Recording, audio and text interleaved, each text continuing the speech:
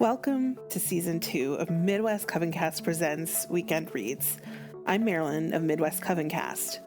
This season, we will continue the work of Season 1 and continue on to Book 2 of Heinrich, Cornelius, Agrippa's 3 books of occult philosophy or magic, in which he discusses celestial magic. It is our hope that Weekend Reads helps you in the goal of growing in your knowledge and practices. I hope you enjoy this week's installment.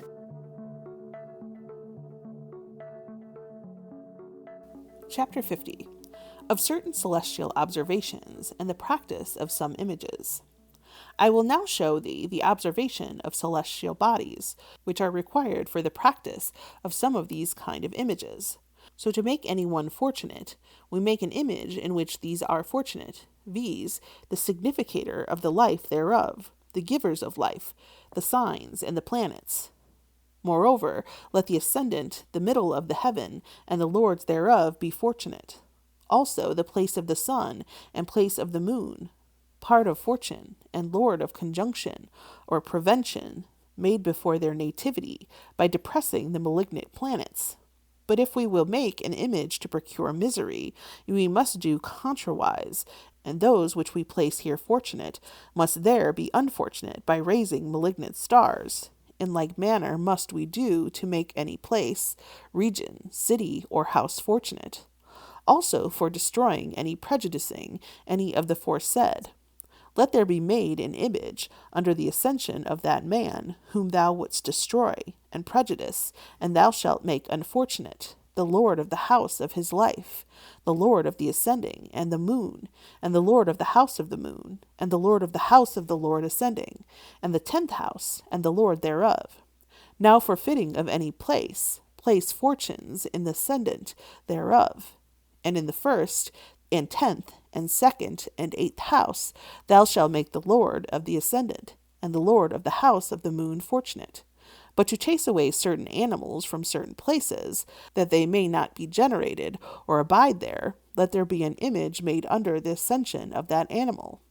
which thou wouldst chase away, and after the likeness thereof. As if thou wouldst chase away scorpions from any place, let an image of the scorpion be made, the sign of Scorpio ascending with the moon, and thou shalt make unfortunate the ascendant, and lord thereof, and the lord of the house of Mars, and thou shalt make unfortunate the lord of the ascendant in the 8th house, and let them be joined with an aspect malignant, opposite, or quadrant, and let there be writ upon the image and name of the ascendant, of the lord thereof, and the moon, and of the lord of the day, and of the lord of the hour. And let there be a pit made in the middle of the place, from which thou wouldst drive them, and let there be carried into it some of the earth taken out of the 4 corners of the same place, and let the image be buried there, and the head downward, with saying,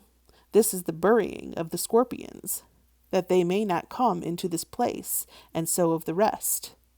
So for gain, let there be made an image under the ascendant of the nativity of the man, or under the ascension of the place to which thou wouldst appoint the gain, and thou shalt make the lord of the 2nd house, which is in the house of substance, to be joined with the lord of the ascendant in the trine or sextile, and let there be reception amongst them. Thou shalt make fortunate the 11th and the lord thereof, and the 8th, and if thou canst, put part of the fortune in the ascendant or 2nd, and let the image be buried in the place or carried from that place, to which thou wouldst appoint the gain. Also for concord and love, let there be an image made in the day of Jupiter, under the ascendant of the nativity of him who thou wouldst have be beloved. Make fortunate the ascendant, and the 10th, and hide the evil from the ascendant. And thou must have the lord of the 10th,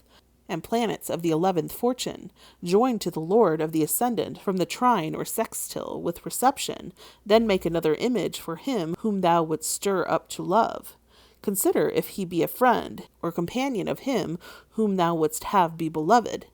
And if so, let there be an image made under the ascension of the 11th house, from the ascendant of the 1st image. But if the party be a wife or a husband, let it be made under the ascension of the 7th. If a brother or sister or cousin, let it be made under the ascension of the 3rd, and so of the like, and put the significator of the ascendant of the 2nd image joined to the significator of the ascendant of the 1st image. and let there be between them a reception, and let the rest be fortunate. As in the first image, afterwards, join both images together into a mutual embracing, or put the face of the second image to the back of the first image, and let them be wrapped up in silk and cast away or spoiled. Also, for success of petitions, and for the obtaining of a thing denied, or taken, or possessed by another, let there be an image made under the ascendant of him who petitions for the thing, and cause that the lord or the second be joined with the lord of the ascendant from a trine, or a sextile, and let there be a reception between them. And if it can be, let the lord of the second be in the obeying signs, and the lord of the ascendant in the ruling. For fortunate the ascendant and the lord thereof, and take heed that the lord of the ascendant be not retrograde or combust or failing, or the house of opposition, i.e. in the seventh from his own house. Let him not be hindered by the malignant, let him be strong and in an angle. Thou shalt make fortunate the ascendant, and the lord of the second in the moon, and make another image for him that petitioned to, and begin it under the ascendant belonging to him, as if he be king or a prince. Begin it under the ascendant of the 10th house, from the ascendant of the first image. If he be a father, under the 4th, if a son, under 5th, and so of the like. And put the significator of the second image, joined with the lord of the ascendant of the first image, from a trine or sextile, and let him retrieve it, and put them both strong and fortunate without any let. Make all evil fall from them. Thou shalt make fortunate the 10th and the 4th if thou canst, or any of them, and when the second image shall be perfected, join it with the first, face to face, and wrap them in clean linen, and bury them in the middle of his house, who is the petitioner under a fortunate significator, the fortune being strong, and let the face of the first image be toward the north, or rather toward the place where the thing petitioned for doth abide. Or if it happen that the petitioner goes forward towards him, with whom the thing petitioned for is, let him bring the images with him as far as he goes, and let there be made an image of dreams, which being put under the head of him that sleeps, makes him dream true dreams concerning anything that he hath formerly deliberated of. And let the figure of that be the figure of a man sleeping in the bosom of an angel, which thou shalt make in the lion ascending, the sun keeping the 9th house in Aries. Thou shalt writ upon the breast of the man the name of the effect desired, and in the hand of the angel the name of the intelligence of the sun.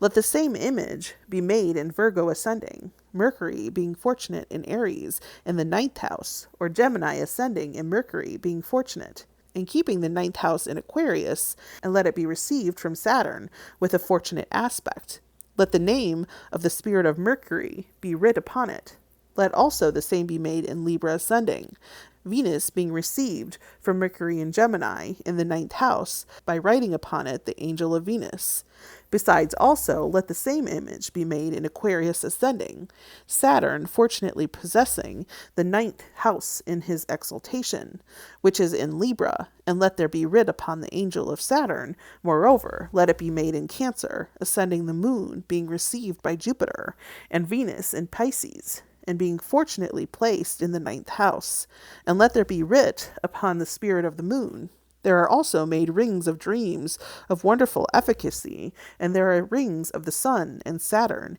and the constellation of them is when the sun or Saturn ascend in their exaltations in the 9th house, and when the moon is joined to Saturn in the 9th house, and in that sign, which was the 9th house of nativity. And let there be writ upon the rings the name of the spirit of the sun, or Saturn. Let this, which hath been spoken, suffice concerning images, for now thou may find out more of this nature of thyself. But know this, that such images work nothing, unless they be so vivified, that either a natural, or celestial, or heroical, or animastical, or demonical, or angelical virtue be in them, or assist to them. But who can give a soul to an image, or make a stone to live, or metal, or wood, or wax? And who can raise out of stones children into Abraham? Certainly this arcanum doth not enter into an artist of a stiff neck, neither can he give those things which hath them not. Nobody hath them but he who doth, the elements being restrained, nature being overcome, the heavens being overpowered, transcend the progress of angels, and comes to the very archetype itself, of which being then made a co-operator, may do all things, as we shall speak afterwards. Chapter 51. Of characters which are made after the rule and imitation of celestial, and how, with the table thereof, they are deduced out of geometrical figures. Characters also have their community from the rays of the celestials cast together according to a certain number of a certain peculiar property, which celestials, as in diverse strokes of their rays, falling several ways amongst themselves, produce diverse virtues. So also characters being variously protracted, according to the various concourse of those rays, quickly obtain diverse operations, and also more efficacious many times than the properties of natural commixtures. Now the true characters of the heavens is the writing of angels, which amongst the Hebrews is called the writing Malachim, by which all things are described and signified in the heaven for every knowing man to read. But of these hereafter. But now they make characters of geometrical figures, binding together the points of each variously, and attributing them according to the manner of their figurings, to those planets and signs of which they were made, the making of which the following table will show. Note: you can find the following table at MidwestCovencast.com under Podcast Extras Season 2. The chart contains the characters of the moon, from the way, from the people, the characters of Mercury, from conjunction, from white, the characters of Venus, from loosing, from girl, the characters of the sun, from a greater fortune, from a lesser fortune, the characters of Mars, from red, from a boy, the characters of Jupiter, from obtaining, from joyfulness, the characters of Saturn, from a prison, from sadness, the characters of the head of the dragon,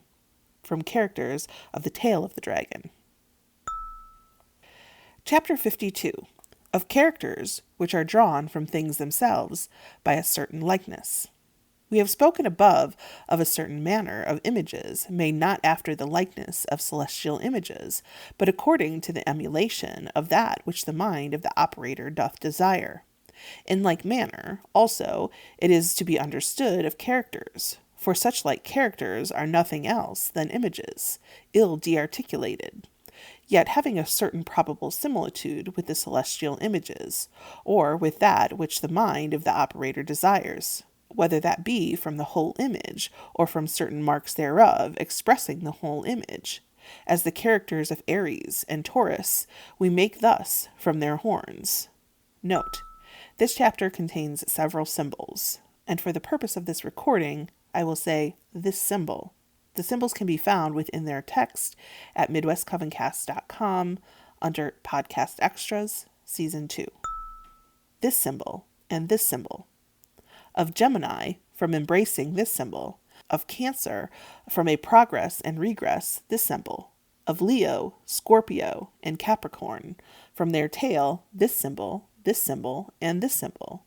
Of Virgo, from spike, this symbol, and this symbol of Libra, from a balance, this symbol of Sagittarius, and a dart, this symbol, of Aquarius, from waters, this symbol, and of Pisces, from fishes, this symbol. In like manner, the characters of Saturn is made from a sickle, this symbol, and this symbol of Jupiter, from a scepter, this symbol, and this symbol. Of Mars, from a bolt, this symbol of the sun, from roundness and a golden brightness, this symbol, and this symbol of Venus, from a looking glass, this symbol. Of Mercury, from a wand, this symbol, and this symbol of the moon, from her horns of increasing and decreasing, this symbol. Besides, of these, according to the mixtures of signs and stars and natures, are made also mixed characters, as of a fiery triplicity, this symbol, or earthly, this symbol of airy, this symbol of watery. This symbol also, according to the 120 conjunctions of planets, results so many compound characters of various figures, as of Saturn and Jupiter. These, thus, this symbol, and this symbol, or thus this symbol, or thus of Saturn and Mars. this symbol, or thus this symbol of Jupiter and Mars, and this symbol, or thus this symbol of Saturn, Jupiter, and Mars, this symbol, or thus this symbol.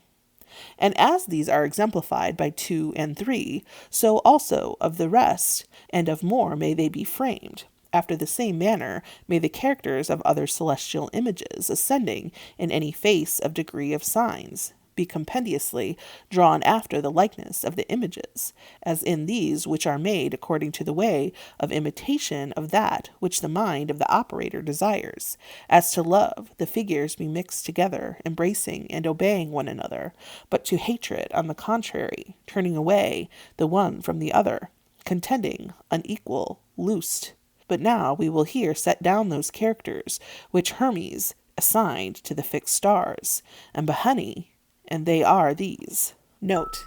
the following symbols can be found at MidwestCovencast.com under Podcast Extras, Season 2. The head of Algol, the Pleiades, Aldebaran, the Goat Star, the Greater Dog Star, the Lesser Dog Star, the Heart of the Lion, the Tail of the Bear, the Wing of the Crow, Spica, Alchemeth, Althea, the Heart of the Scorpion, the Vulture Falling, the Tail of Capricorn. Chapter 53. That no divination without astrology is perfect. We have spoken in the foregoing chapters of the diverse kinds of divinations, but this is to be noted that all these require the use and rules of astrology, as a key most necessary for the knowledge of all secrets,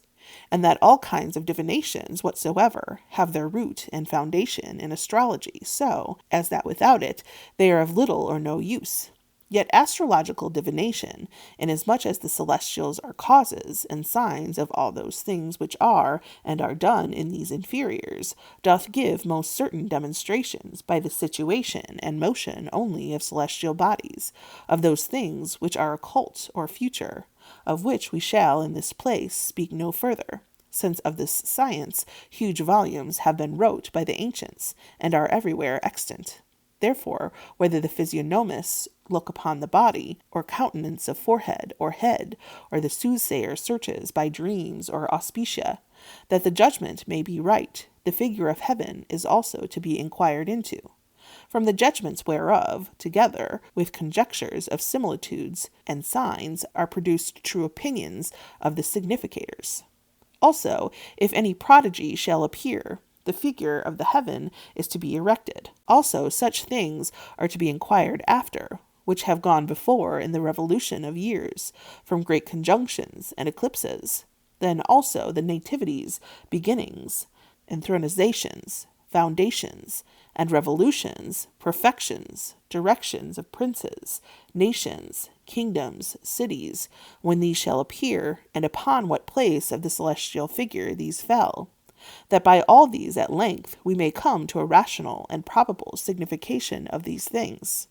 After the same manner, but with less labor, we must proceed in the exposition of dreams. Moreover, they that being distempered foretell future things do it not but as they are instigated by the stars or inferior instruments of these, whence their predictions must at length be imputed to the celestials, as we read in Lucan, the old prophet Tuscus.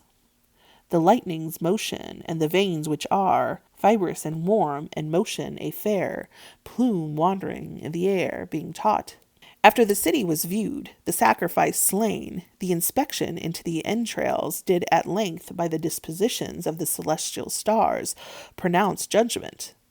Also geomancy itself, the most accurate of divinations, which divines by points of the earth, or any other superficies, or by a fall, or any other power inscribed, doth first reduce them to celestial figures, viz., to those 16 which we above named, making judgment after an astrological manner, by the properties and observations thereof, and hither are referred all natural divinations by lots whatsoever, the power whereof can be from nowhere else than from the heaven, and from the mind of them that work them. For whatsoever is moved, caused, or produced in these inferiors, must of necessity imitate the motions and influences of the superiors, to which, as to its roots, causes, and signs, it is reduced, the judgment whereof is showed by astrological rules. Hence dice, tetrahedron, hexahedron, octahedron, dodecahedron, icosahedron, being made by certain numbers, signs, and stars at opportune times, under the influences of the celestials, and being inscribed, obtain a wonderful virtue of divining and foretelling by their castings, such as those dice presente had, in which we read the destinies of the Romans were contained. Chapter 54. Of Lottery, when and whence the virtue of divining is incident to it. Whatsoever divinations and predictions of human events are made by lottery must of necessity, besides the lot, have some sublime occult cause, which indeed shall not be a cause by accident, such as Aristotle describes fortune to be.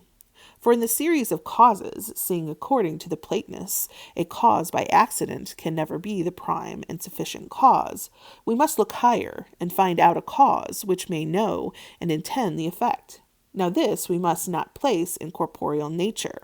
but in immaterial and in incorporeal substances, which indeed administer the lot, and dispense the signification of the truth, as in men's souls, or separated spirits, or in celestial intelligences, or in God himself. Now that there is in man's soul a sufficient power and virtue to direct such kinds of lots, it is hence manifest, because there is in our soul a divine virtue, and similitude, and apprehension, and power of all things. And as we said in the first book, all things have a natural obedience to it, and of necessity have a motion and efficacy to that which the soul desires with a strong desire. And all the virtues and operations of natural and artificial things obey it when it is carried forth into the excess of desire. And then all lots, of what kind soever, are assisting to the appetite of such a mind, and acquire to themselves wonderful virtues of passages as from that. So from the celestial opportunity in that hour, in which the excess of such a like appetite doth most of all exceed in it. And this is that ground and foundation of all astrological questions. Wherefore the mind, being elevated into the excess of any desire, takes of itself an hour and opportunity most convenient and efficacious, on which the figure of the heaven being made, the astrologer may then judge in it, and plainly know concerning that which any one desires, and is inquisitive to know. But now, because lots are not directed always by man's mind, but also, as we said before, by the help of other spirits, nor is the mind of a prophet always disposed to the excess of passion, as we spoke of. Hence, amongst the ancients, it was a custom to premise before the casting of the lot some sacred performances, in which they call upon divine intelligences and spirits for to direct the lot aright. Whatsoever kind of presage, therefore, these kinds of lot portend, must of necessity not be by chance or fortune, but from a spiritual cause, by virtue whereof the fantasy or hand of him that casts the lot is moved. Whether that power proceed from the soul of the operator, through the great excess of his affection, or from a celestial influence and opportunity, or from a certain deity or spirit assisting or moving from on high, whether these lots are placed in casting of cocktails, or throwing of dice, or in the meeting of verses, such as were formerly the lot of Homer and Virgil, of which we read in Aelius of Sparta. Hadrianus long since made inquiry, and which we read befell Trojanus the emperor. What's he far off graced with the olive bough, presenting offerings? How white chin we know a Roman king, whose laws first settled Rome, and from small curates a small soil shall come to great command, be which verses he did not in vain become to have hopes of enjoying the empire. Also amongst Hebrews, and even amongst us Christians, some divines not disapproving of it, lots are taken out of verses of Psalms. There are also more and other kinds of lots, as are human lots, which had no divination in them amongst the ancients, and are observed by as in choosing of magistrates, to prevent envy, of which also Cicero against Verres makes mention. But they are not of our purpose, but those which are divine and sacred, lots respecting oracles and religion, of which we shall discourse in the following book. Only thus far I would advise you, and how much presaging, divining, or soothsaying soever lots are found to have. They have them not as they are lots, but by reason of virtue of a higher operation joined to them. Chapter 55. Of the soul of the world, and the celestials according to the traditions of poets and philosophers. It is necessity that the heaven and celestial bodies, seeing they have a power, influence, and manifest operation upon these inferiors, should be animated, seeing an operation cannot proceed from a mere body. All famous poets and philosophers affirm, therefore, that the world and all celestial bodies must have a soul, and that also intelligent. Hence Marcus Mavilius, in his Astronomy, to Augustus sings, the great corporeal world which doth appear in diverse forms of air, earth, sea, and fire, a divine soul doth rule a deity, doth wisely govern. Also Lucan, the earth that's weighed in the air is sustained by the great Jove, and Boetius, thou dost join to the world a soul that moves all things of threefold nature, and diffuse it through the members of the same, and this into two orbs of motion, rounded is being divided, and for to return into itself makes haste. And Virgil, most full of philosophy, sings thus. And first the heaven, earth, and liquid plain, the moon's bright globe and stars titanian, a spirit fed within spread through the whole, and with the huge heap mixed infused a soul. Hence man and beasts and birds derive their strain and monsters floating in the marbled main. These seeds have fiery vigor and a birth of heavenly race, but clogged with heavy earth. For what do these verses seem to mean, then, that the world should not only have a spirit soul, but also to partake of the divine mind, and that the original virtue and vigor of all inferior things do depend on the soul of the world? This do all Platonists, Pythagoreans, Orpheus, Trismegistus, Aristotle, Theophrastus, Avicen, Algazales, and all Peripatetics confess and confirm. Chapter 56. The same is confirmed by reason.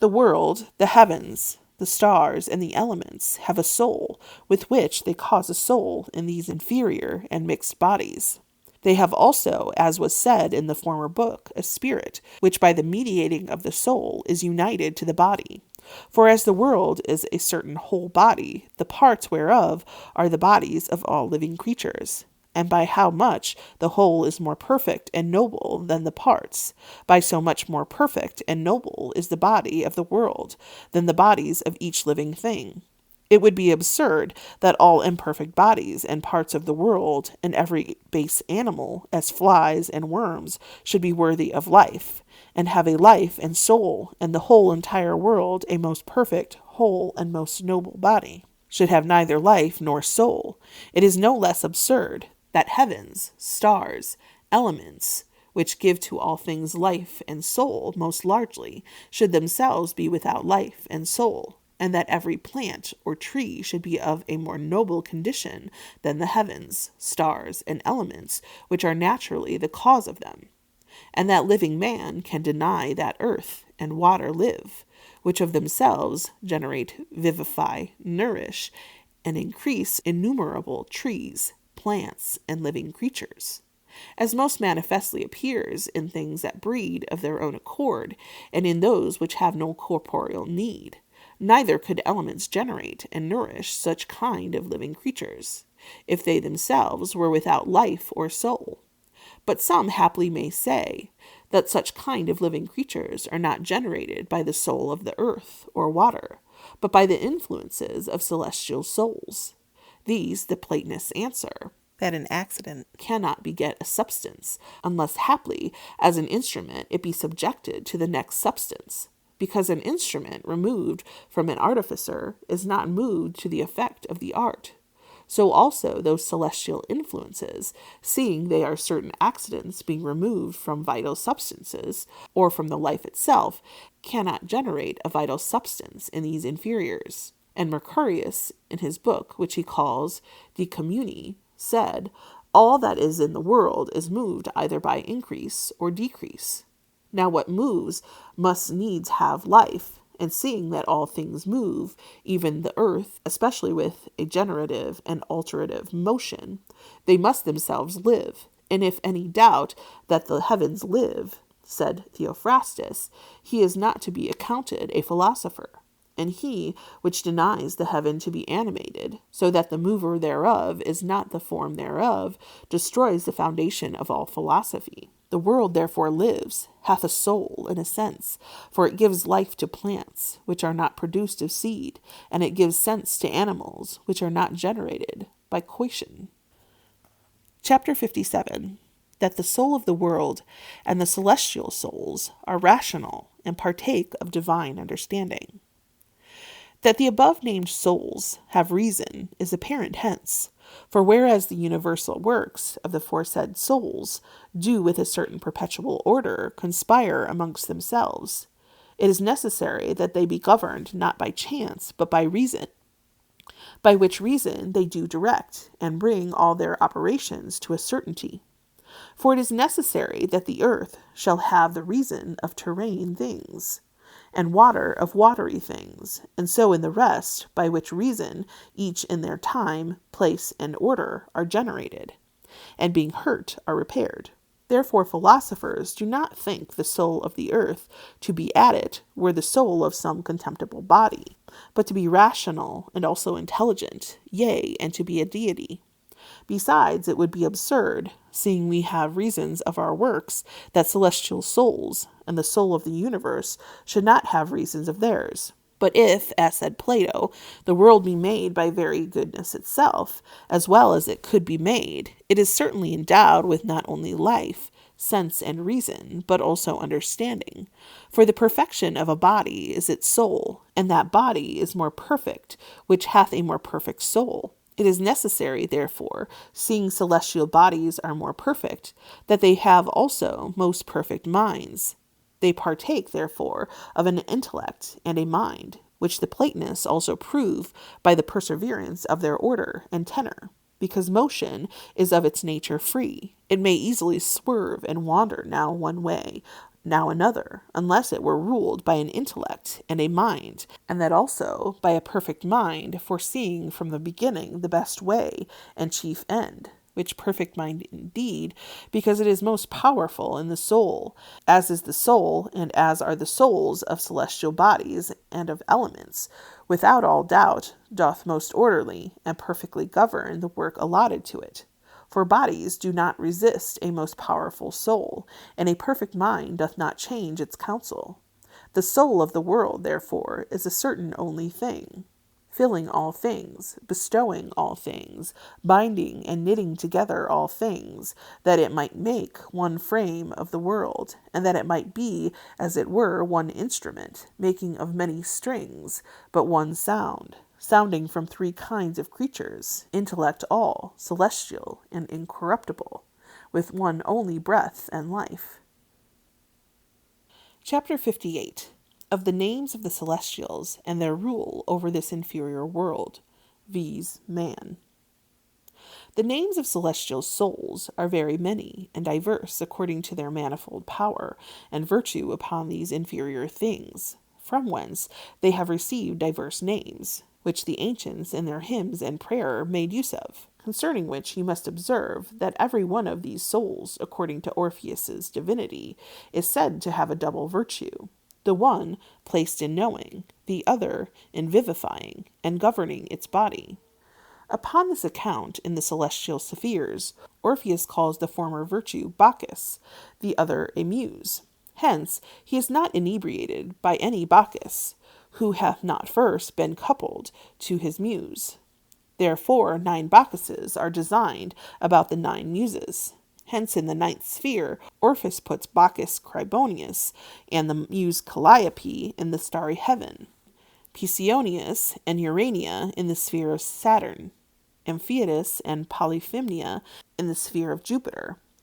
Sabazius and Terpsichore in the sphere of Mars, Bessarius and Clio in the sphere of the Sun, Tritarchus and Melpomene in the sphere of Venus, Lysias and Arato in the sphere of Mercury, Silenus and Eutrepe in the sphere of the Moon, Bacchus, Laius, and the muse Thalia. Also in the spheres of the elements, he names the souls after this manner. In the fire he puts the planet and the morning, in the air lightning, Jupiter, and Juno, in water the ocean, and Thetis, in the earth Pluto and Proserpina. But the soul of the world or universe magicians call the Jupiter of the world, and the mind of the world, Apollo and the nature of the world, Minerva. Besides, in the fire they put Vulcan, in the water Neptune, and they did name them by diverse names. Also in the stars of the zodiac, the Pythagoreans did put 12 particular gods or souls placed in the heart of those stars, and thence governing the whole star, viz. In the heart of Aries is placed a particular Pallas, in the heart of Taurus a particular Venus, of Gemini a particular Phoebus, of Cancer Mercury, of Leo Jupiter, of Virgi Ceres, of Libra Vulcan, of Scorpio Mars, of Sagittarius Diana, of Capricorn Vesta, of Aquarius a particular Juno, in the heart of Pisces a particular Neptune. This did Manilius sing forth in these verses. Pallas doth rule the ram, Venus the bull, Phoebus the twins, and Mercury doth rule the Cancer, and the lion guides doth Jove. Ceres doth Virgo, Vulcan Libra move, for Scorpion Mars, for Sagittarius fair, Diana cares, for Capricorn doth care, Vesta Aquarius Juno doth protect, and Neptune Pisces. And most ancient Orpheus, writing to Musaeus, reckons up more deities of the heavens than these, signifying their names, respects, and duties, calling them all in proper songs. Let no one therefore think that they are the names of evil deceiving spirits, but of natural and divine virtues, distributed to the world by the true God, for the service and profit of man, who knew how to use them, and antiquity itself hath ascribed to each of these deities the several members of man, as the ear to memory, which Virgil also dictates to Plebus, saying, Cynthius pulls my ear, and admonishes me. So the right hand, being a token of fortitude, and by which an oath is made, Numa Pompilius, as said Livy, hath dedicated to faith. The fingers are under the tuition of Minerva, and the knees given to mercifulness. Hence they that beg pardon bend them. Some dedicate the navel to Venus as the place of luxury. Some who refer all the members to it as the center say it is dedicated to Jupiter. Hence, in the temple of Jupiter, Hammon, the effigies of a navel, is celebrated. Many other things the ancients did observe, ascribing every little member and joint to their deities, which if they be rightly understood, and the true deities ruling over them known, would not at all swerve from their duty, seeing also sacred writ testifies that all our members are governed by the superior virtues, of which we shall speak more largely in the following book. And not members only, but every exercise of men is distributed to its deity, as huntings to Diana, wars to Pallas, husbandry to Ceres, and which thus speaks Apollo in his oracles in Porphyry. Pallas lovers wars, woods to Diana fair, ascribed are to Juno, humid air, to Ceres corn, and fruits to Osiris, the water also, humours waterish. Chapter 59.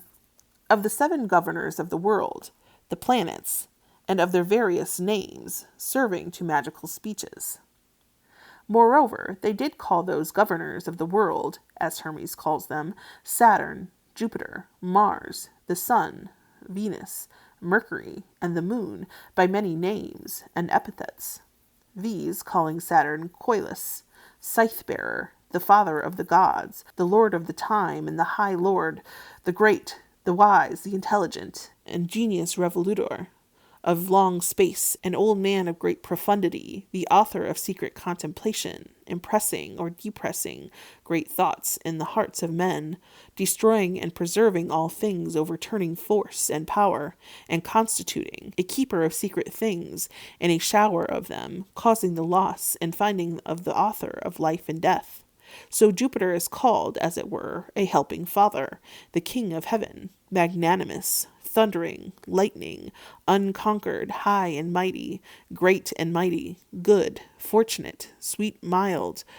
of good will, honest, pure, walking well and in honor, the Lord of joy and of judgment, wise, true, the shower of truth, the judge of all things, excelling all in goodness, the Lord of riches and wisdom. Mars is called Mavors, powerful in war, bloody, powerful in arms, a sword-bearer, magnanimous, bold, untamed, generous, lightning, of great power and furious haste, against whom none can defend himself if he resist him, who destroys the strong and powerful and deposes kings from their thrones, the Lord of heat and power, the Lord of fiery heat, and of the planet of blood, who inflames the hearts of contenders and gives them boldness. The sun is called Phoebus,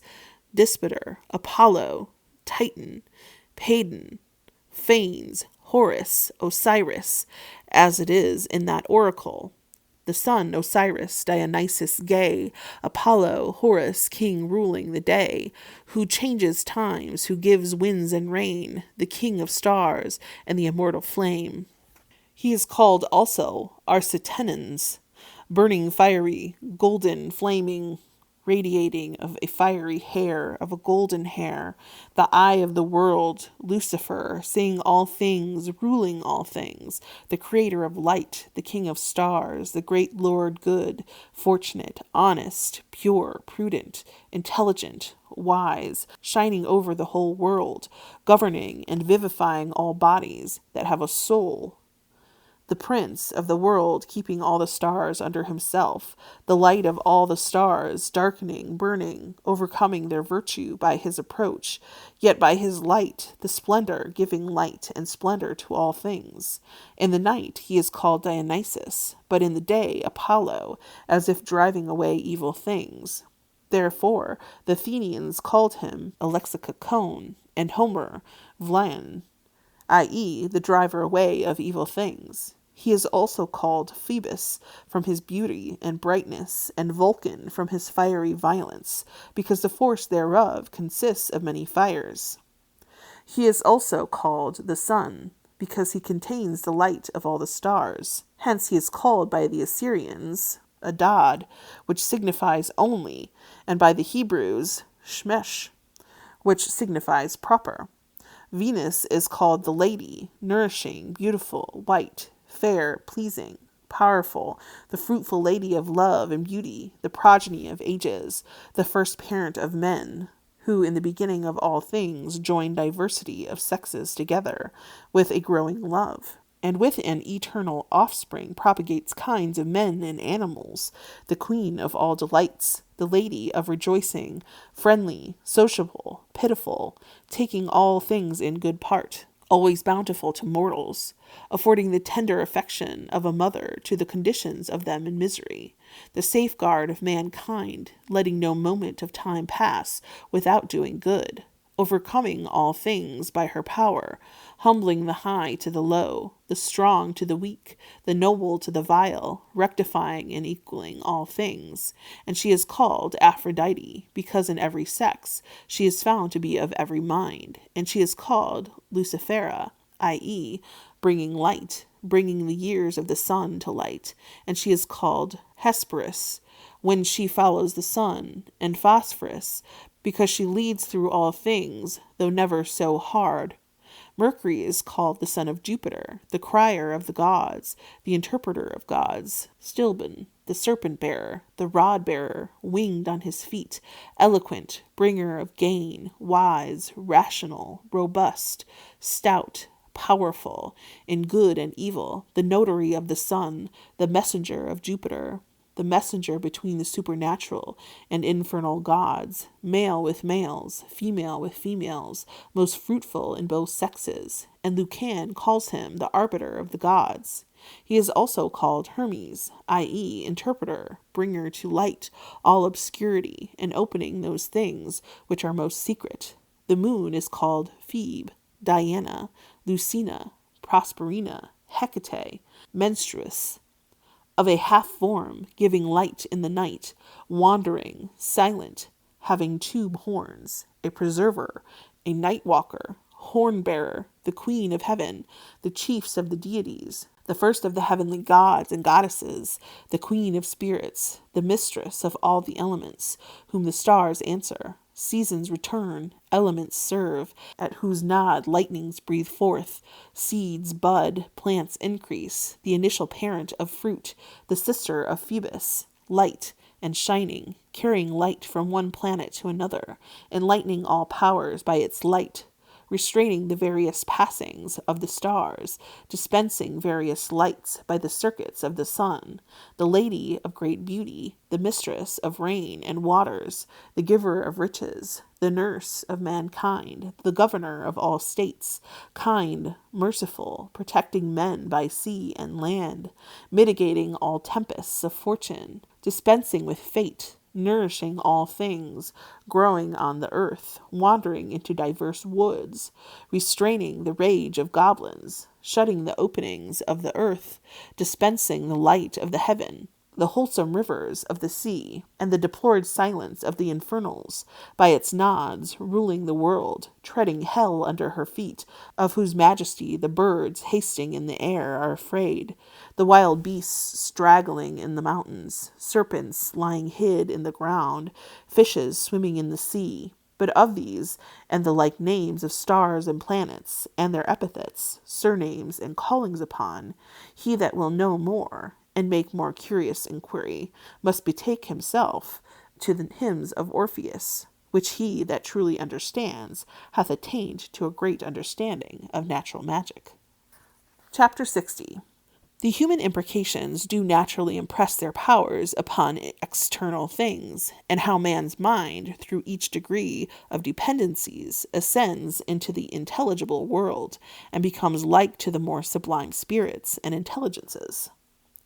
The celestial souls send forth their virtues to the celestial bodies, which then transmit them to the sensible world. For the virtues of the Terence orb proceed from no other cause than celestial. Hence the magician that will work by them use a cunning invocation of the superiors, with mysterious words, and a certain kind of ingenious speech, drawing the ones to the other, yet by a natural force through a certain mutual agreement between them, whereby things follow of their own accord, or sometimes are drawn unwillingly.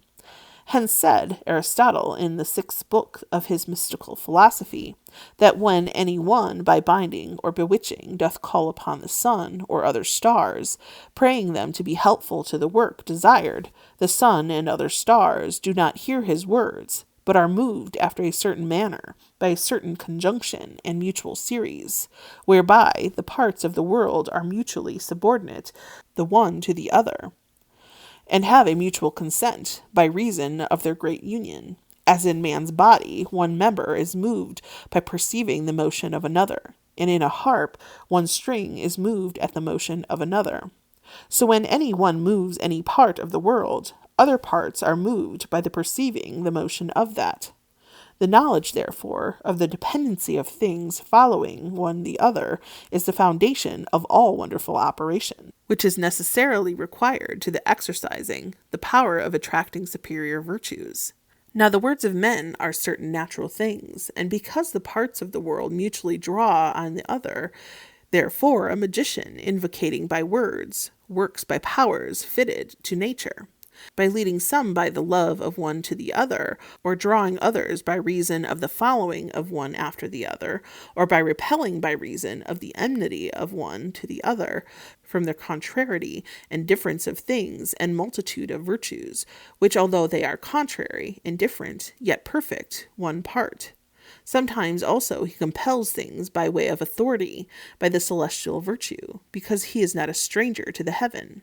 A man, therefore, if he receives the impression of any ligation or fascination, doth not receive it according to the rational soul, but sensual, and if he suffers in any part, suffers according to the animal part.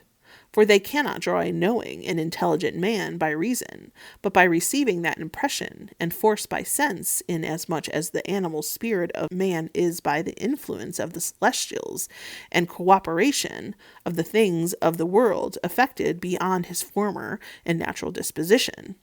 As the son moves the father to labor, although unwilling for a keep and maintain him,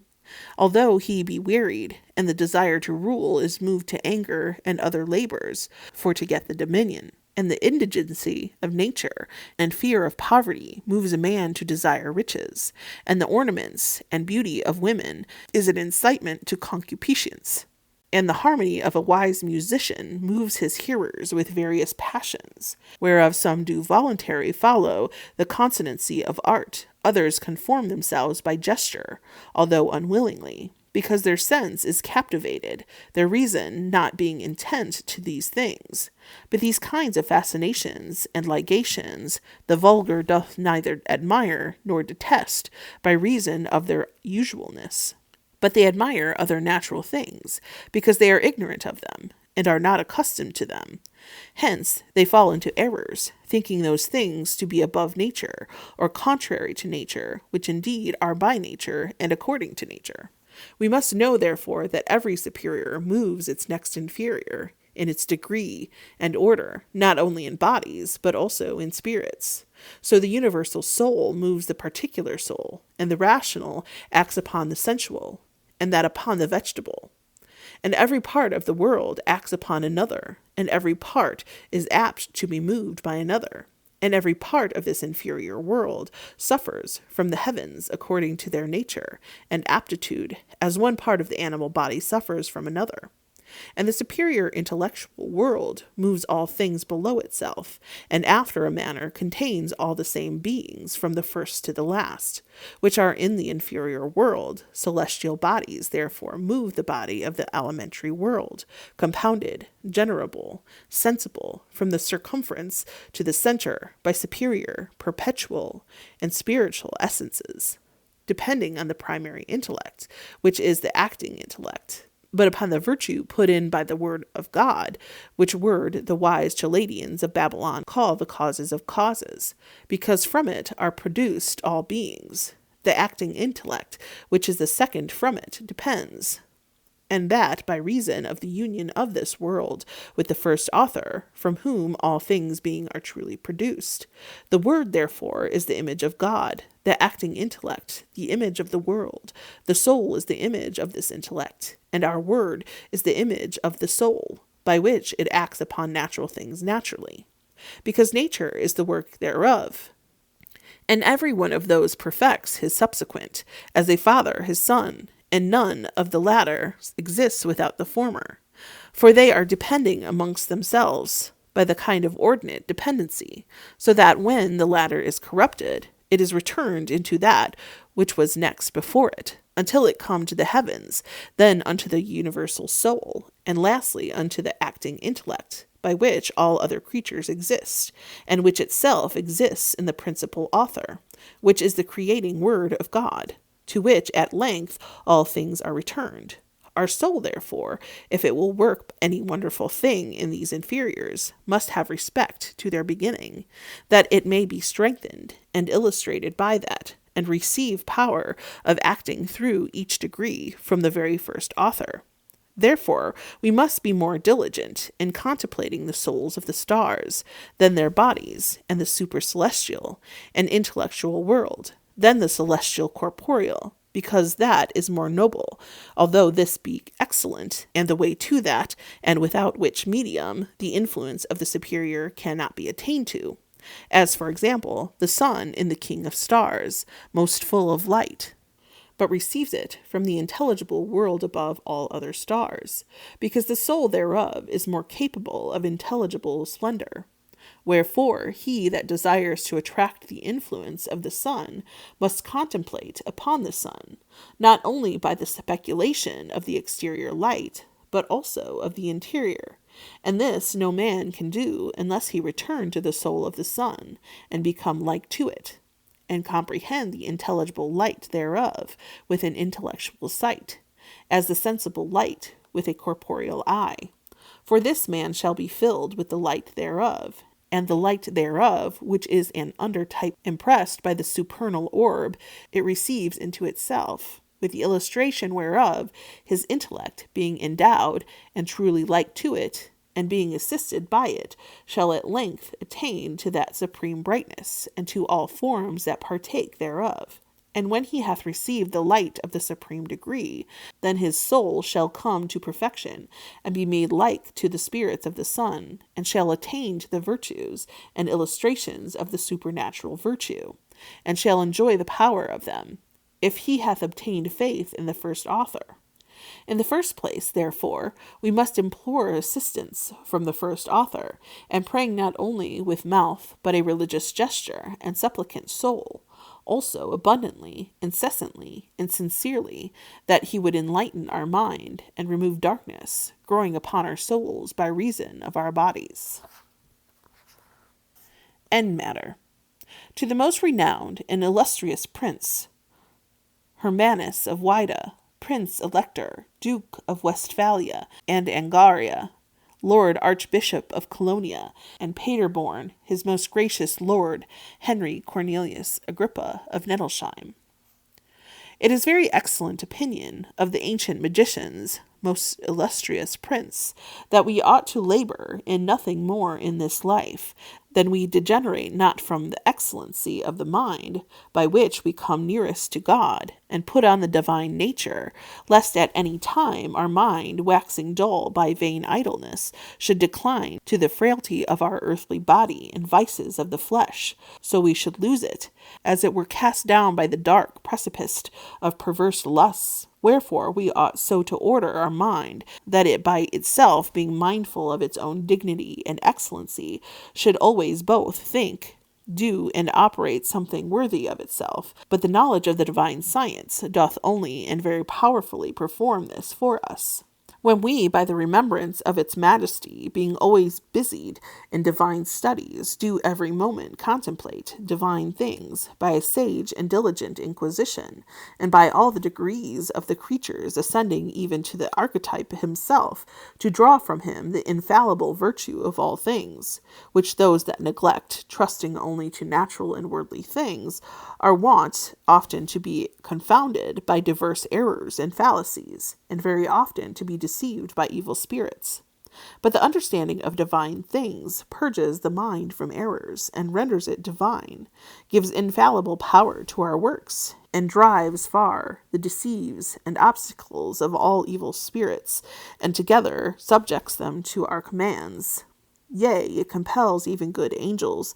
and all the powers of the world unto our service, viz., the virtue of our works, being drawn from the archetype himself, to whom, when we ascend, all creatures necessarily obey us, and all the choir of heaven do follow us. For, as Homer said, none of the gods durst remain in their seats, Jove being moved, and then presently he rules, as said Aristophanes, by one of the gods, whose right it is to execute his commands, who then, out of his duty, doth manage our petitions according to our desire. Seeing, therefore, most illustrious prince, you have a divine and immortal soul given you, which seeing the goodness of the divine providence, a well-disposed fate, and the bounty of nature have in such manner gifted, that by the acuteness of your understanding and perfectness of senses, you are able to view, search, contemplate, discern, and pierce through the pleasant theaters of natural things, the sublime house of the heavens, and the most difficult passages of divine things. I, being bound to you by the band of these your great virtues, am so far a debtor as to communicate without envy, by the true account of all opinions, those mysteries of divine and ceremonial magic, which I have truly learned, and not to hide the knowledge of those things whatsoever concerning these matters, the Isiasi, those old priests of the Egyptians and Chaldeans, the ancient prophets of the Babylonians and Kabbalists, the divine magicians of the Hebrews, also the Orpheans, Pythagoreans, and Platonists, the the profoundest philosophers of Greece. Further, that the Brahmins of the Indians, the gymnosophists of Ethiopia, and the uncorrupted theologians of our religion have delivered, and by what force of words, power of seals, by what charms of benedictions and imprecations, and by what virtue of observations they in old times wrought so stupendous and wonderful prodigies, imitating to you in the third book of Occult Philosophy, and exposing to the light those things which have been buried in the dust of antiquity and involved in the obscurity of oblivion, as in Cimmerian darkness, even to this day. We present therefore now to you a complete and perfect work in these 3 books of occult philosophy or magic, which we have perfected with diligent care and very great labor, and pains both of mind and body. And though it be untrimmed in respect of words, yet it's most elaborate truly in respect of the matter. Wherefore I desire this one favor, that you would not expect the grace of an oration, or the elegancy of speech in these books, which we long since wrote in our youth, when our speech was as yet rough, and our language rude. And now we have respect, not to the style of an oration, but only to the series or order of sentences. We have studied the less elegancy of speech, abundance of matter, succeeding in the place whereof, and we suppose we have sufficiently satisfied our duty. If we shall to the utmost of our power perform those things we have promised to declare concerning the secrets of magic, and have freed our conscience from a due debt. But seeing without doubt many scoffing sophisters will conspire against me, especially of those who boast themselves to be allied to God, and fully replenished with divinity, and presume to censure the leaves of the Sibyls, and will undertake to judge and condemn to the fire these our works, even before they have read or rightly understood anything of them, because such lattice agrees not with their lips, and such sweet ointment with their nose, and also by reason of the spark of hatred long since conceived against me, and scarce contained itself under the ashes. Therefore, most illustrious prince and wise prelate, we further submit this work ascribed by me to the merits of your virtue, and now made yours, to your censure, and commend it to your protection, that, if the base and perfidious sophisters would defame it by the gross madness of their envy and malice, you would, by the perspicacy of your discretion and candor of judgment, happily protect and defend it. Farewell, and prosper. This ends Book 2 of Heinrich Cornelius Agrippa's 3 books of occult philosophy or magic.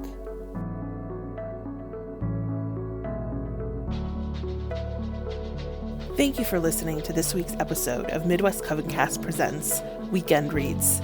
Join us next week as we continue Season 2 with the 3rd book of Heinrich Cornelius Agrippa's 3 books of occult philosophy or magic. You can find podcast extras at MidwestCovencast.com and keep up with us on social media at Midwest Covencast on TikTok, Facebook, and Instagram, and at Midwest Coven on Twitter. Until next time, Coven, blessed be.